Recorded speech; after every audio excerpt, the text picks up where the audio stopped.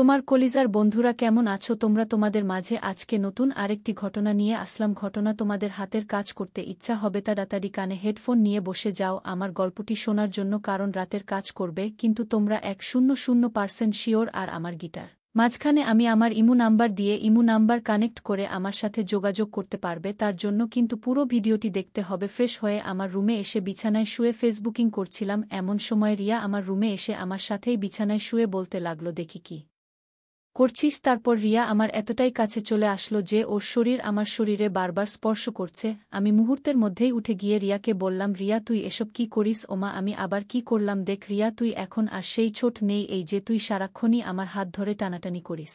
আমি বিছায় শুয়ে থাকলে তুই আমার সাথে এসে শুয়ে পড়িস। এসব মানুষ দেখলে খারাপ কিছু ভাবে সমাজ, এটা ভালো চোখে দেখে না। আরে রাখ তোর সমাজ, আমার যা ভালো লাগে আমি তাই করি। কে কি বল না বল এসব দেখার সময় আমার নাই। দেখ রিয়া, তুই বড় হয়েছিস, কয়েকদিন পর তোর বিয়ে হবে, কিন্তু তখন যদি বরপক্ষ এসে তোর এসব ছেলে মানুষই গুলা জানতে পারে তখন তো তোর বিয়ে হবে না। ছেলে মানুষই মানে এই আমি অন্য কোনো ছেলের সাথে কখনো এসব রং ঢং করছি? যা কিছু করিস সব তোর সাথেই, আর তুই তো আমার ভাই বন্ধুর সব কিছু, আর আমি তোর সাথে এসব করবই। আর তা জেনে যদি কোনো শালায় আমাকে বিয়ে করতে রাজি হয় তাহলেই আমি বিয়ে করব, নয়তো ফোট। ছি ছি ছি, নিজের হবু বরকে কেউ শালা বলে এই প্রথম শুনলাম। শুধু শালা না, রুজ রুজ খেলাবো। তোর কোনো সমস্যা না রে ভাই, আমার আবার কিসের সমস্যা? কিন্তু তোর বর, তার জন্য খুব কষ্ট হচ্ছে রে। ওরে রিয়ার বর, তোর যা ইচ্ছা আকাঙ্ক্ষা আছে সব বিয়ার আগেই পূরণ করে নে। বিয়ার পর তোর জীবনের সুখ বইলা আর কিছু থাকবো না রে ভাই। এই মাইজা তোর জীবন পোড়া তেজপাতা কইলা দিব। রিয়া, ওই ফাইজলামি রাখবি চল। আম্মু খাবার নিয়ে বসে আছে,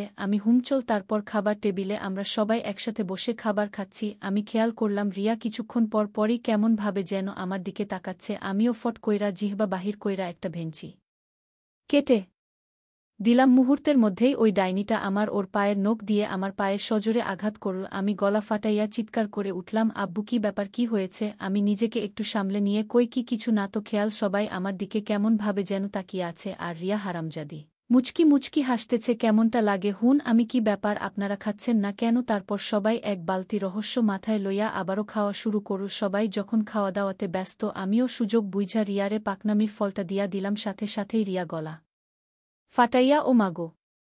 সবাই আবারও খাওয়া দাওয়া রেখে হা হয়ে আছে। আব্বু কি হচ্ছে এসব? কখনো এ চিৎকার মারছে তো কখনো ও চিৎকার মারছে। রিয়ার আব্বু মুখে হাসি নিয়ে বলল, আরে বেটা তুই খা, অসব কিছু না। খেয়াল করলাম রিয়ার আব্বু কখনো আমার দিকে আবার কখনো রিয়ার দিকে তাকিয়ে মুচকি মুচকি হাসছে। এই রে কাম সারছে বড়া কাকু, মনে হয় কাহিনীটা বুইঝা ফালিছে। তারপর খাওয়া দাওয়া শেষ করে আমি আমার রুমে গিয়ে কিছুক্ষণ স্টাডি করে তারপর ঘুমিয়ে পড়লাম। দেখতে দেখতেই আমাদের কলেজ থেকে পিকনিকে যাওয়ার দিনটা চলে এলো। কাপড় চোপড় সব গুছিয়ে রেডি হয়ে রিয়াকে ডাক দিলাম, রিয়া তোর হয়েছে? রিয়া হুম। একটু দাঁড়া আসতেছি। আমি বারান্দায় দাঁড়িয়ে আছি, রিয়া আমার কাছে এসে হুম চলো। আমি রিয়ার দিকে তাকাতেই পোড়াহা হয়ে গেছি। রিয়া আজকে শাড়ি পরছে, তাও আবার ব্ল্যাক, আমার পছন্দের কালারের। আমি তো রিয়ার দিকে তাকিয়েই আছি আর বস্তার বস্তা ক্রাশ খাইছি রিয়ার ঝাঁকনিতে।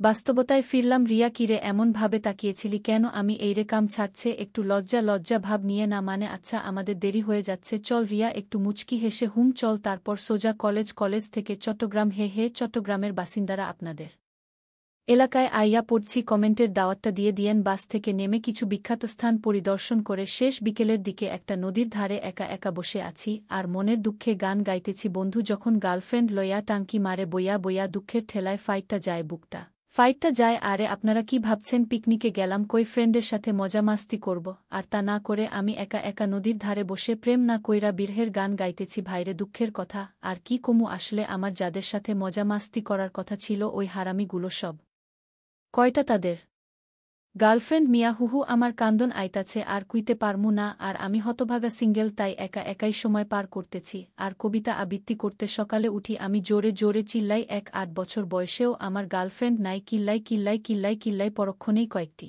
মেয়ের খিলখিল হাসির শব্দে পিছনে ফিরে তাকালাম। পরে আল্লাহরে আমি এসব কি দেখতেছি? মায়া গো মায়া, কি আর কমু, ভাঙ্গা চূড়া গাড়ি ও আজকে আটা ময়দা মাইখা মাইখা একেবারে বম হইজা গেছে।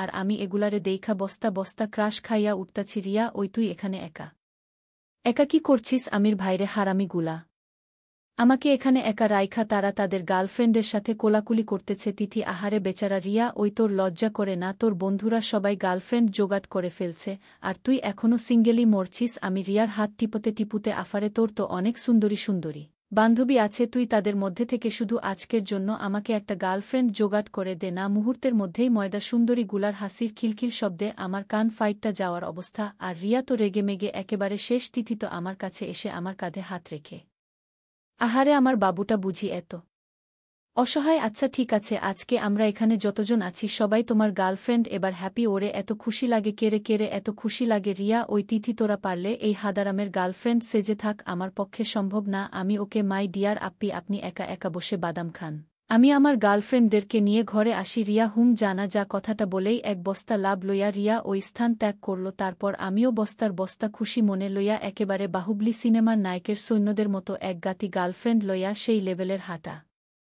দিলাম হারামি গুলার সামনে গিয়ে।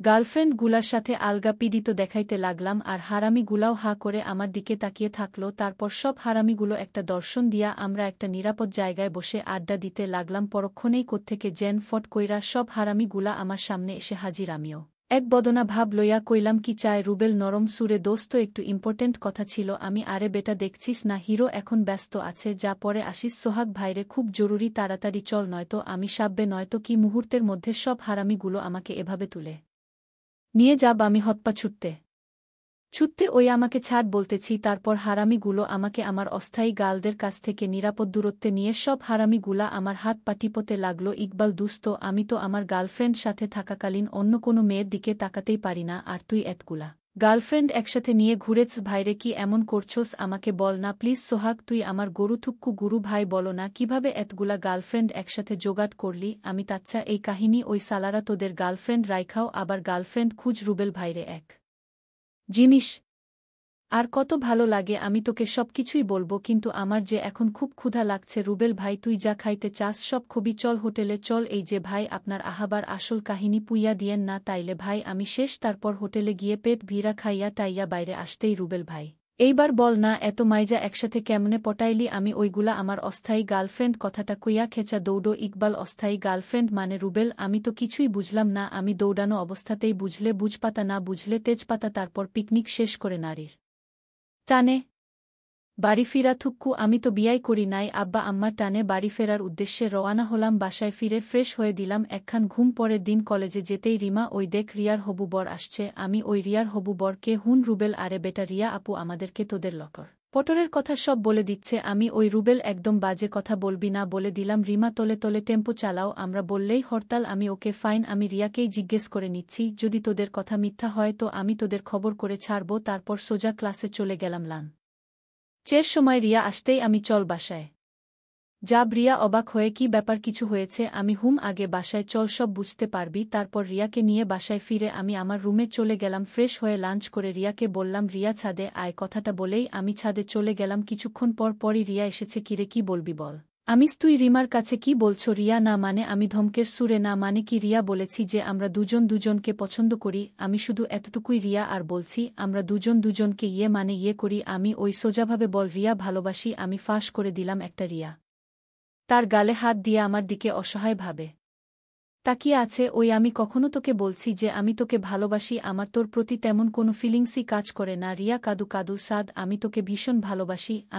আমি তো বাসি না। রিয়া আমার কাছে এসে আমার গালে হাত রেখে কেন তুই আমাকে ভালোবাসিস না? আমার মধ্যে কি এমন কমতি আছে? আমির দেখো তুই দেখতে অনেক সুন্দরী স্মার্ট, তাই তোর পিছনে অনেকগুলো ছেলেও ঘোরে। তাই বলে এটা ভাবিস না যে আমিও ওসব ছেলেদের মতো। রিয়া আমি তোকে ওসব ছেলেদের মতো ভাবি না, আর এই জন্যই তো আমি তোকে এতটা ভালোবাসি। দেখো তোর প্রতি আমার একটা অদ্ভুত ভালো কাজ করত, কিন্তু তখন বুঝতে পারি নাই যে আমি তোকে ভালোবেসে ফেলছি। কিন্তু ওই দিন পিকনিকে যখন তিথি আমার উপস্থিতিতে তোকে টাচ করছিল, তোর সাথে গার্লফ্রেন্ডের অভিনয় করছিল, বিশ্বাস করো আমি তখন ওই দৃশ্যটা নিতে পারছিলাম না। তারপর আমি অনেক ভাবালাম, আমার মনকে বারবার প্রশ্ন করলাম, কিন্তু প্রতিবারই একটা উত্তরই পেলাম যে তোকে ভালোবাসি আমি। দেখ এসব ঢং রাখো, নয়তো আমাদের মধ্যে যে ভাই বোনের সম্পর্কটা আছে না, আমি ওইটাও ভুলে যাব। কথাটা বলেই আমি ছাদ থেকে নেমে আসতে লাগলাম। ঠিক তখনই রিয়া আমাকে বলে উঠল, দেখ সাত, আমি তোকে অনেক বেশি ভালোবাসি। আর সেই ভালোবাসাটা তোকে অনেকবারই বোঝানোর চেষ্টা করেছি, কিন্তু তুই কখনোই সেটা বুঝতে চাসনি। কিন্তু আমার একটা কথা শুনে রাখো, তুইও একদিন এই আমাকে ভালোবাসবি,